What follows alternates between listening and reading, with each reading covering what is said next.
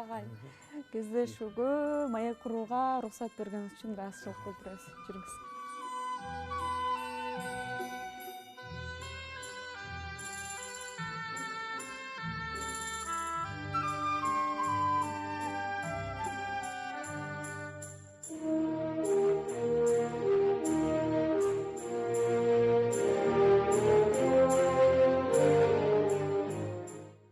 Арбаңыз агайын, бүгүн биз кыргыздын эл акыны, казактын эл жазуучусу, ааламга атагы дүйнөгө даңкы кеткен биздин Муктар ага менен маек курган атайын Алматы шаарына келдик. Муктар ага, саламатсызбы?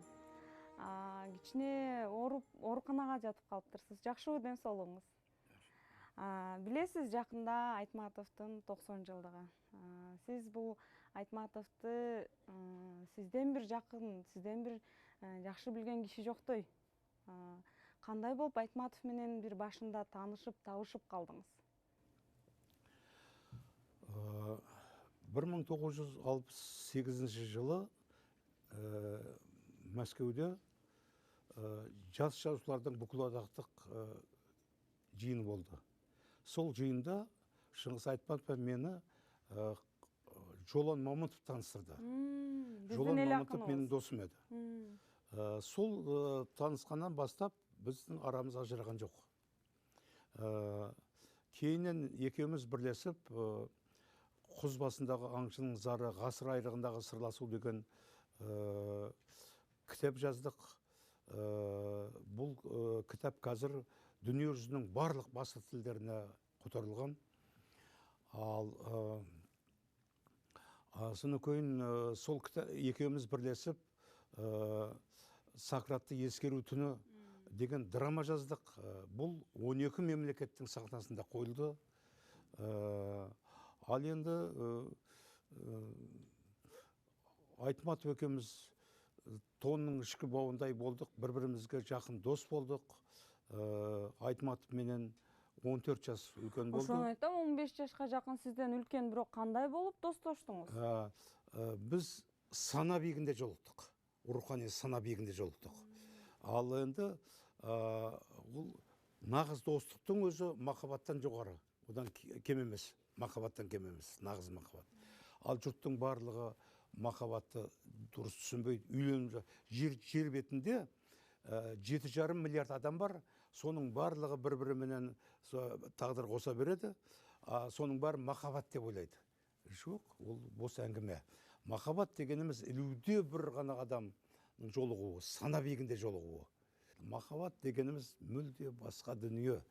Ол өзү. Ал енді еркек менен еркектин достугу бул да мүлде баска дүнүйө. Сондықтан мен Айтматов экөөбүз шын мәнінде дос болдук. Руханий анда өзүңүз ойлоңуз, анау китаптын карап отуруңуз, караңыз, сонда ешким айтпаган ойларды биз айткан экенбиз.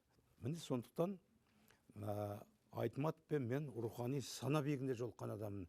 Айтматов кеткелі бері, о дүниеге кеткелі бері, мен жалгыз калган адам сыяктуу болуп жүрмүн. Жалгыз калган адам сыяктуу. Менде тилектес достар көп, былай, бирок сана биигинде жолуккан бирден бир адам Шыңгыс Айтматов. Айтматовдун кеткенин кайдан уктуңуз сиз? Кеткени жалгыз калдым деп атасыз. Айтматовдун дүйнө салганын кайсыл жактан уктуңуз? Кандай болдуңуз ошол убакта? Айтматов мынау өзүнүн Татарстанга барып келмекчи болду. Маган келди. Сөйтіп біздің үйге бардық. Сөйтсе менің әйелім есікті құлыптап басқа жаққа кетіп қалған екен де, базарға кетіп қалыпты. Соны екеуміз күттік. Сол келгенше, соны кейін енді содан кеттік. Соны кетер кезде бір түрлі мені құшақтап неғанда көзіне жас алып, қоштасар кезде солдай болды. Соны кейін сол жаққа барып, анау басқа бір дәрі салып жүрген, анау Германияда? Жоқ, Татарстанда. Соны кейін бұны Германияға алып кетті. Ал сол кезде мен барайын дедім, мен ауруханаға түсіп қалдым. Самолетке ұшуға болмайды деп дәрігерлер тұрып алды маған. Балама билет алдырып қойғам. Дәрігерлер жібермей. Сөйтіп, бірақ күнде әйелімен баласымен хабарласып тұрдым. 24 күн жатты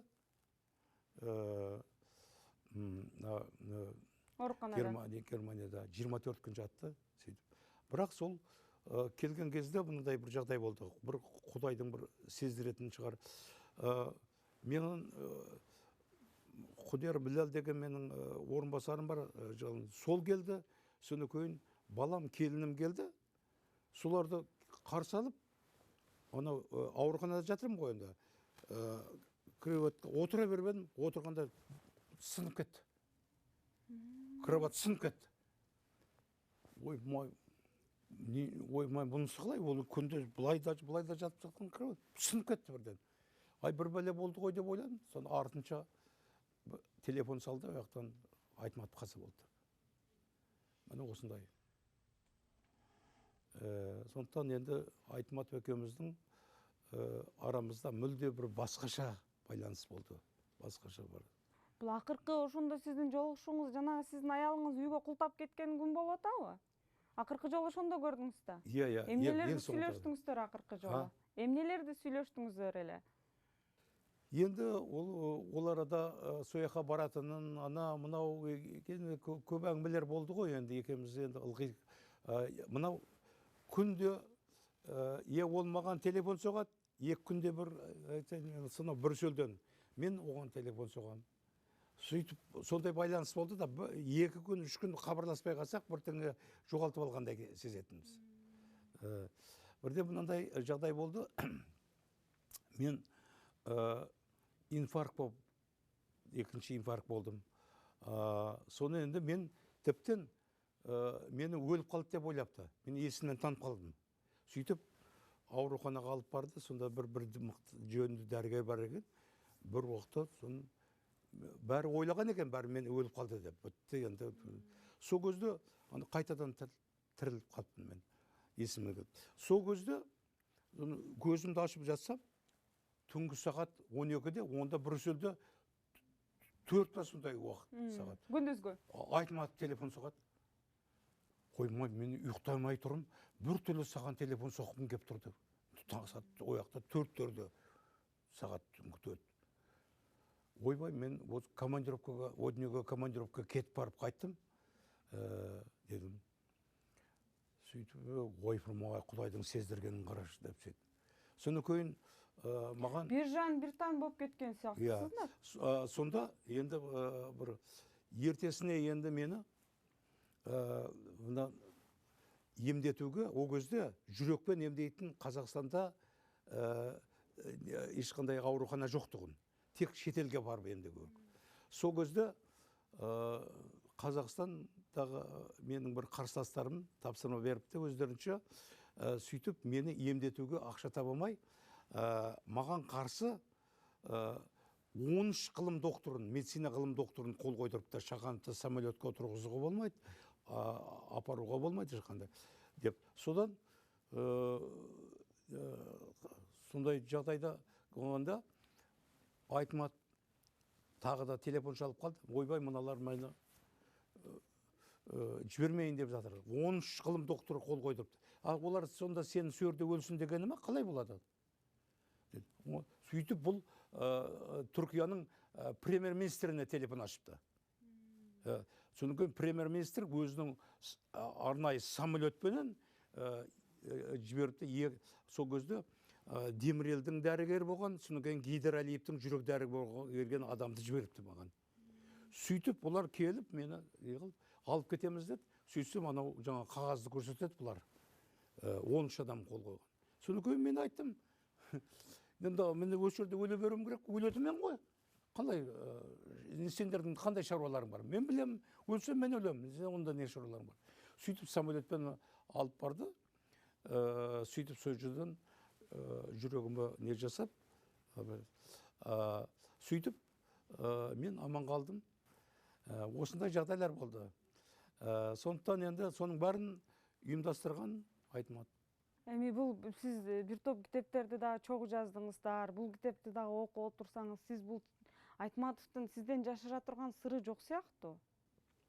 Мынау Айтматов экөөбүз жазган китапта мынау Бүбісара Бейшеналиева туралы үлкен бөлім бар. Бүбісара Бейшеналиева туралы. Ал соны енді кейде екеуміз талқылаймыз кітаптың ішінде. Өйткен себебі Бүбісара бұл ерекше әйел болды. Ол кейін рак ауруынан қаза болды. Айтпесе Айтматов соған үйленетін еді. Екеуміз Бішкекте мен Айтматовқа барам, содан ол маған келеді біздің үйге. Екеуміз күнде жүреміз ары бері. Сонда бір көшеге келген кезде Мұхтар, тұра тұр дейді, көзіне жас ала тұрып. Мына жерде маған Бүбісара мынандай ой айтып еді. Мына жерде мынандай пікір айтып еді маған дейді. Содан кейін тағы бір жерге барған кезде Мұхтар, мына жерде Бүбісара былай деп айтып еді. Ал әр көшеде екеуі ол бұрын ары бері жүрген ғой, соның бәрін айтады. Содан кейін бірде екеумізбенен мынау опера және балет, Қырғыздың опера және балет театрында кездесу болды. Соңынан бізге арнап концерт берді. Соны концерт беріп тұрған көзіне жас алып тұрып, Мұхтар, мына жақтан Бүбісара шыға келетіндей көрінеді маған дейді. Сондай бір Бүбісара дегенде ол өзі ішкен асын жерге қойды. Содан кейін бірде мынау екеуміз Ташкентке бара жаттық. Мынау Ташкентке баратын жолда Түлкібас деген аудан бар. Біздің Қазақстан. Сол Түлкібас ауданында үлкен пойыз, мынау үлкен жарды айналып өтеді қырды. Үлкен. Мұхтар, тоқтат, осы жерде тоқтатшы машинаны деді. Тоқтап жаңа жаққа барып, мына жерде Бүбісара екеуміз мынандай әңгіменің төңірегінде нетіп едік. Мына жерде тур осы жерде мынандай бір-бірімізге деген ерекше бір басқа пойыздың жолын айтып тұрады ғой. Иә, пойыздан кетіп бара жатқан, біз енді машинамен кетіп бара жатырмыз ғой. Соны тоқтап, сол жерде көзіне жас алады. Сондықтан Бүбісара деген Айтматов үшін мүлде бөлек дүние болды. Бөлек әйел. Енді мынау кейінгі әйелі Мариям. Мариям кезінде бір Жапонға тұрмысқа шыққан екен. Соны кейін жақта сол Жапон өліп қалған ба, соны кейін Айтматов енді жапондардың мысығына дейін таниды. Жапонға барған кезде танысқан бұнымен. Сөйтіп екеуі жақсы қатынасқа келген. Содан Мариям.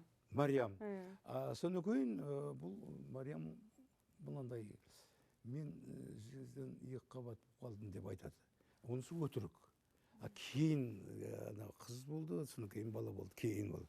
Алғашында сөйтіп айтты. Соны кейін Айтматов бір күні маған айтты, Мұхтар, мен Марияммен ажырасайын деді.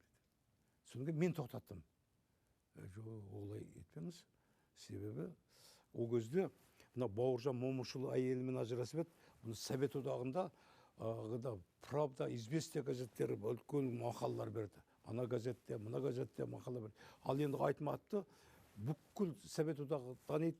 Ең көп таралған жазушы, нөмірі бірінші жазушы Совет одағында.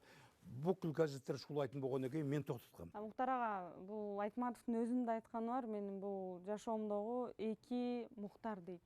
Бірі Ауезов, бұл менің алғашқы ұстатым, екіншісі Мұхтар Шаханов, ал менің инем да, досым да, сырдашым да, қайсыл мәселем болса, анымен мен бір бардық нәрсені қандай ғана уақыт болсын шешіп алам, сөйлесе алам, бардық сырымды шешіп айтып алам деп. Негізілі бұл екі Мұхтардан сыртқары Айтматовтың қазақ еліменен байланышы қандай болды? Айтматов Қазақстандағы ең танымал жазушы, ең танымал. Мәселен, Айтматовтың шығармалары аламның 191 тіліне қотарылған. 191 тіліне. Ал сондықтан мынау бүт аламда Айтматовтай көп тілге қотарылған, көз тірісі кезінде көп тілге қотарылған бірде бір жазушы, бірде бір ақын жоқ. Мұхтар аға, бұл сіз айтып кеттіңіз жаңа Шыңғыс Айтматовтың Бүбісара менен болған сүйісін. Мынадай. Қырғызстанда қырғыз тілінде шықты кітап. Ал содан кейін 9 том Айтматовтың шығармалар жинағы шықты. 9 том. Сол 9 томға бізден Айтматов екеуміз жазған кітап кірген. Содан кейін екеуміз жазған пьеса Сократ ескеру түні кірген. Содан кейін енді сол кітапты бүбісара жөніндегі айтқан жерлердің бәрін кесіп тастады. 25 парағын кесіп тастаған. 25 парағын. 25 парақ бір кітап қой енді. Содан кейін мен өткенде осыны айттым. Ашық айттым. Осындай пендешілікке баруға бола ма? Егер Шыңғыс Айтматов тірі болса, оны олай жасауға болар еді. Ал енді өліп қалып қанша 10 жыл болды жердің астына жатқанына. Осындай пендешілік жасау ұят емес пе? Содан кейін тірі автордың біреуі мен халықаралық сотқа беруіме болады. Көкелерін танытуыма болады деп айттым. Содан баласында келіп кешірім сұрады менен. Ал Қырғызстанның президенті Сооронбай Шарипович бір азамат жігіт екен, шыншыл жігіт екен. Содан кейін оның өзі де айтты, бұндай пендешілікті білген жоқ деп. Сол жерде мені қолдады, мені құшақтады. Екеуміз енді жақсы қатынаста болатын болдық, бұдан былай ылғи. Бұрын да мен оны ерекше қадірлейтін едім. Сонымен енді ашық түрде айтылды, жазылды. Міне осындай жағдайлар. Шындық бәрібір ерте ме кеш пе жеңеді. Менің мынандай бір өлеңім бар. Кім шындығын жоғалтып алса, ақты ақ, қараны қара деп айтудан қалса, яғни сөз басқа, ісі басқа болса, ұлттық қаламдық мүддеге тамыр жібере алмаса, пенделігі тек өзін емес қоғамында алдаса, ондай ақынның да, ғалымның да, саясаткердің де мазмұны даңқы далбаса. Бұл Шыңғыс Айтматовтың шығармаларында дағы бір өзгөчөлік қандай? Сіздің көзқарашыңыз менен? Енді Шыңғыс Айтматов мүлде басқаша жазды. О кезде шындықты айту қиын болатын. Сол шындықты әр түрлі нелерменен араластырып жазды. Сондықтан Айтматовтың шығармаларындай шығарма болған жоқ. Ол бүкіл Совет одағының барлығында Айтматовты оқыды.